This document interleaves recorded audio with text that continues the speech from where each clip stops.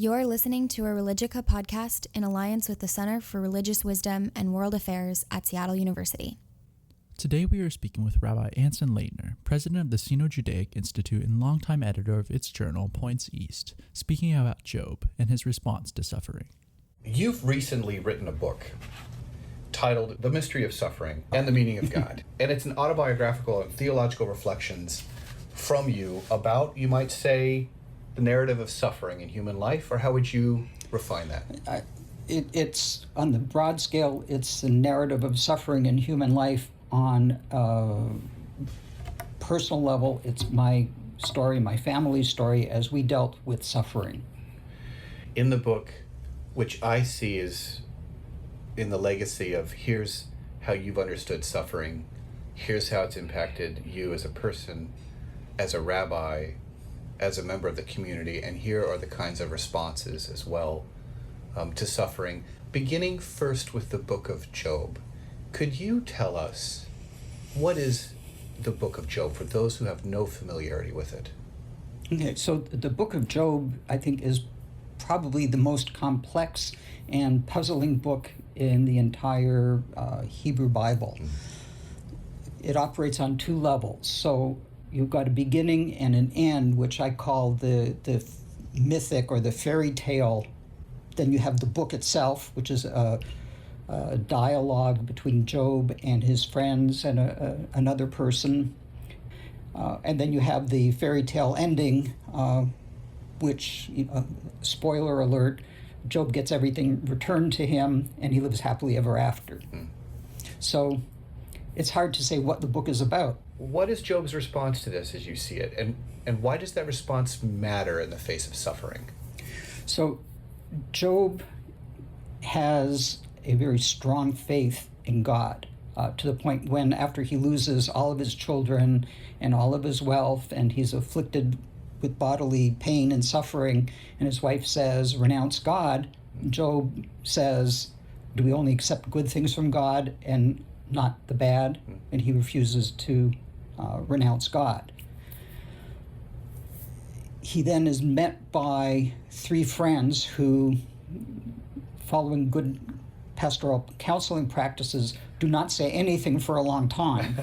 But then once they open their mouths, right, they spout the commonplace theodicies of the time, many of which are still with us. A theodicy is a rationalization for why bad things happen to basically good people. So each one of these friends does this? Correct. What's the worst one that you have in mind? They say, one of them, actually all of them say to Job, bad things don't happen to good people without a reason. You must have done something wrong, so fess up. So it's a real helpful pastoral counsel. A really bad technique. Yeah. Anyway, so Job starts off being very faithful, but as things go on, he gets more and more angry at both his friends and, by extension, their idea of God, which becomes God's self, to the point where Job finally takes an oath and, as it were, challenges God to appear in a court setting. He says, if I've done any of these things, then may all these bad things happen to me. And according to the way the legal system worked in ancient Israel, when you do an oath, the other party has to appear. And so, in fact, God does appear. So God appears and says basically to Job, what do you know about anything, Job? And he proceeds to go on at great length and great beauty, talking about all the natural wonders that God has made. And can you do the same, Job? And Job, of course, says, no, I can't. I'm just a nobody. I'm a nothing.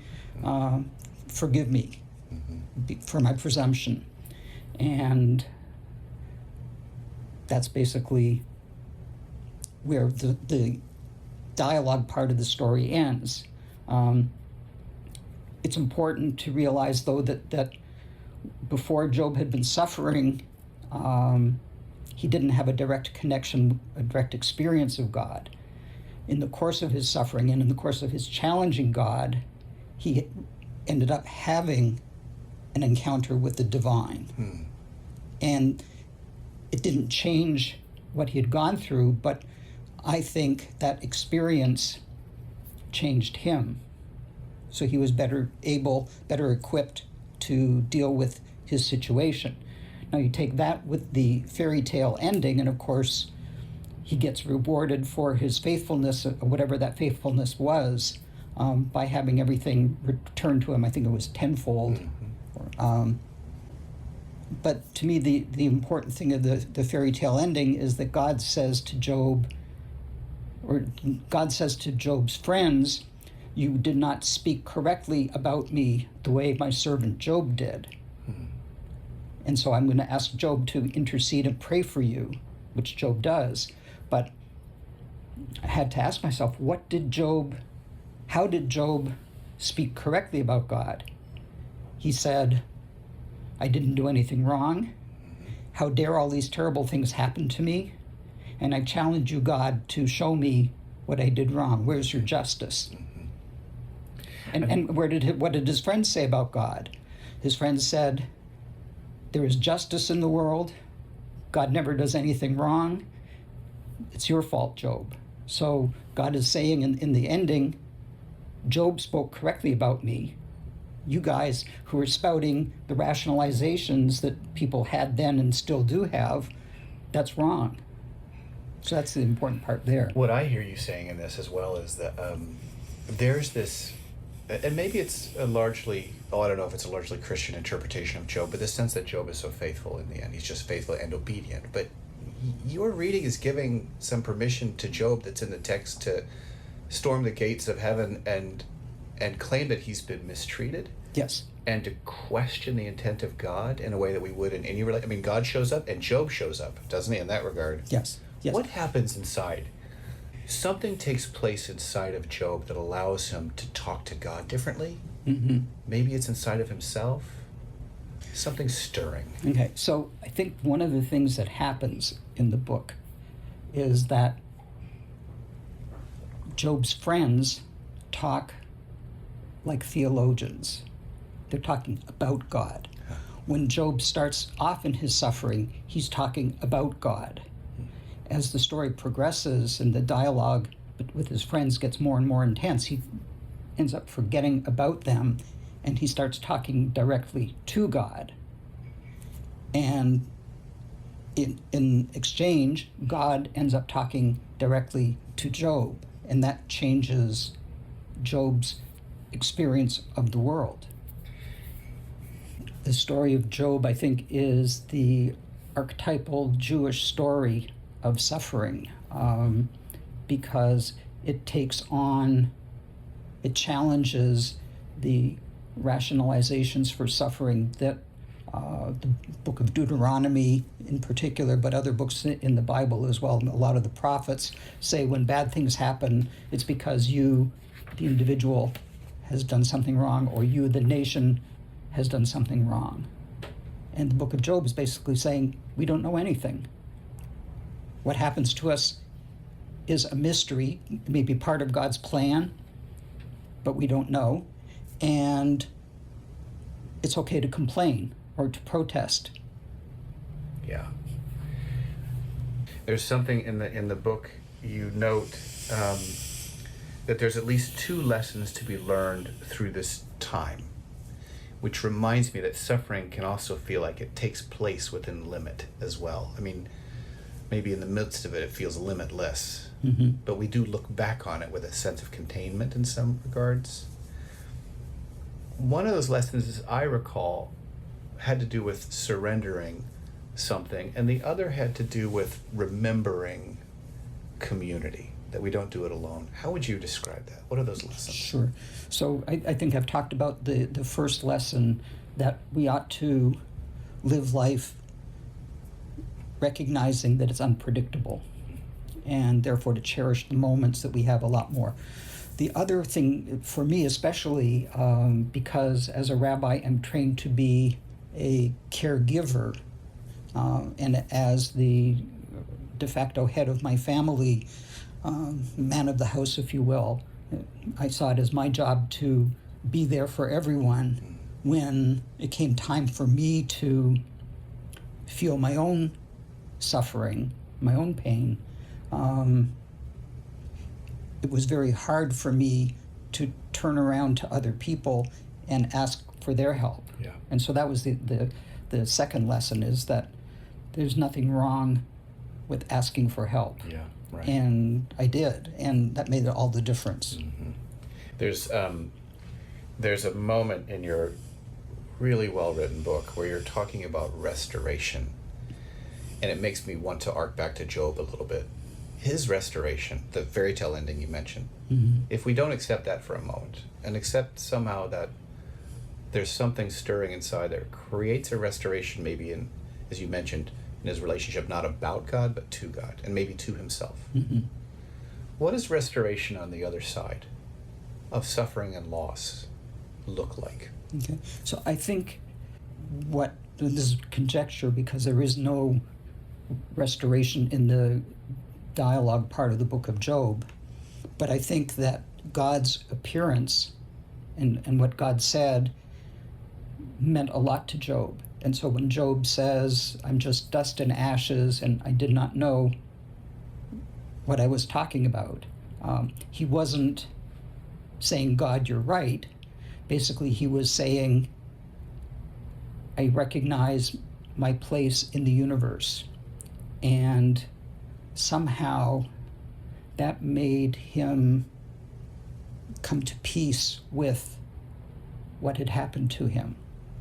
It does require me to surrender something. What would you call that? Maybe, I don't know, something held over. It's more than regret, isn't it? We were surrendering our sense of control. Yeah. We want life to go a certain way. And when bad things happen, you have to acknowledge that you are not in control.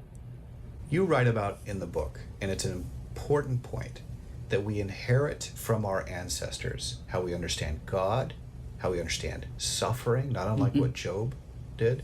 How do we get underneath that? How did you find a way to see that, to recognize how it limits us, and somehow to surrender that too?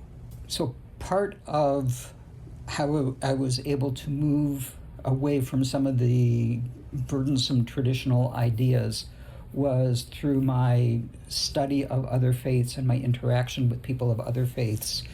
And I realized that their commitment to their faiths was at least as intense as my own, that their understanding of God or the divine, whatever you want to call that, was as valid as my own.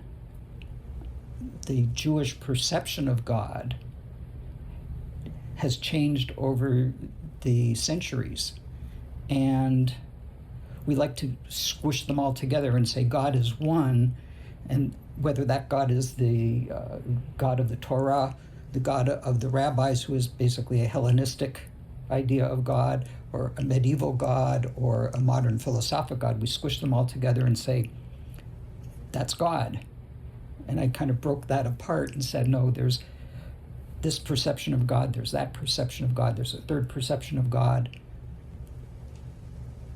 I have my own perception of God, and my perception of God is as valid as any of these other generations. And maybe part of the lesson is to do that does not make you faithless. Correct. It makes you deeply faithful. Correct. And that's what God in the fairy tale ending says.